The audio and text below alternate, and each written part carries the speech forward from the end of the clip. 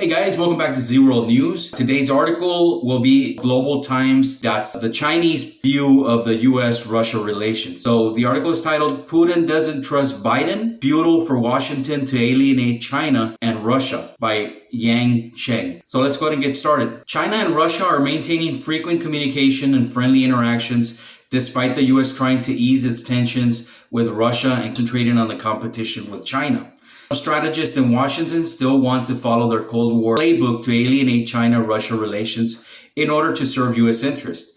But they have made a fundamental mistake with their wishful thinking because today, Chinese analysts say just as what Russian President Vladimir Putin said, the U.S. risks walking down the same path as that of the former Soviet Union. As Washington is overly confident, threatening both Beijing and China-Russia ties. China relations are at their best in history. Now, Russian President Vladimir Putin said on Saturday relations have reached an unprecedentedly high, and the two sides have extensive shared interest between them.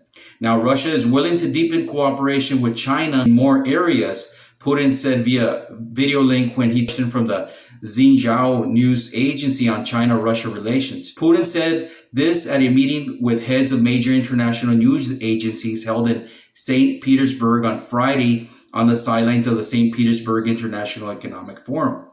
He also said that he doesn't expect any breakthrough from his planned summit meeting with U.S. President Joe Biden in Geneva, Switzerland, but he hopes the talks will be held in a positive atmosphere, according to TASS. Li Xiaodong, a professor at the Institute of International Relations of China Foreign Affairs University, told the Global Times on Saturday that Putin has no trust in the U.S. government at all. Russia has been frequently betrayed by the U.S. after the Cold War, so there is no chance for some U.S. strategists to unilaterally expect any breakthrough from the upcoming Putin-Biden summit. Now, on a broad range of subjects, including military, security, or economic issues, the U.S. and its allies have disappointed Russia time and again. Now, even though Russian leadership showed sincerity to improve ties with the West, deep down in the heart of the Western powers, they don't respect Russia at all. Their only hope is Russia should keep on declining on the world stage, said a Beijing-based foreign affairs expert who required anonymity. In the eyes of the U.S. and its Western allies, Russia is a polar bear. The bear in their eyes is becoming slimmer now, but these countries want to do more harm to Russia. They hope that the bear had better die one day so that they can eat the meat and take the skin. Now, President Putin is crystal clear about those people's thoughts, the expert said. Now, in contrast, the relationship between China and Russia has constantly grown on the basis of the top-level mutual trust and respect. Chinese State Counselor and Foreign Minister Wang Yi and Russian Foreign Minister Sergei Lavrov made a phone conversation on Friday, and they pledged that China and Russia will firmly support each other on issues concerning the core interests of the two countries. Russia is willing to keep close strategic coordination with China on international and regional issues, firmly support each other on issues concerning their core interests, resolutely oppose hegemonism, unswervingly support multilateralism, jointly safeguard peace and stability, and uphold international fairness and justice, Lavrov said. Some Western observers hope to see the U.S.-Russia tensions ease so that the Biden administration can focus on the competition with China. Now, Lee said that Western nations want to copy their successful strategy during the Cold War that focused on the competition with the Soviet Union. But to be honest, their thinking is absolutely wishful thinking.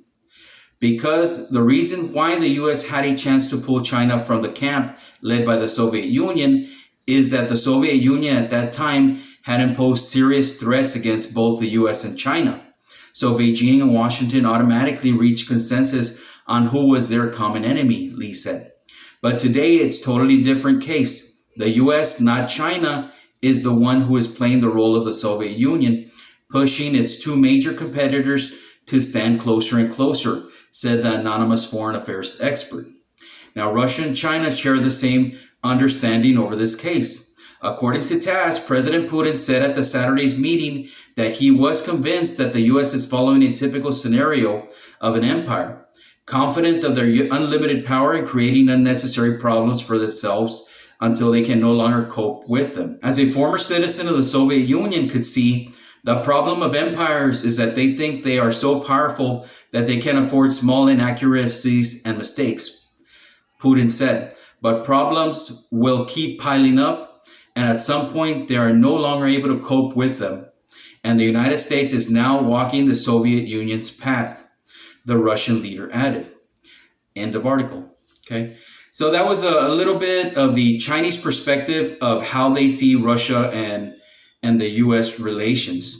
Now, Russia and China might have some issues with their trading when China stops depending on the technology that Russia has to offer. They're going to start making their own stuff domestically. They're already doing with jet engines that were copied from Russia, and now they're domestically making them in China. So that might be where they might have some issues. And if you like the information we're putting out, don't forget to subscribe, like, and hit the notification button, and I'll see you in the next episode.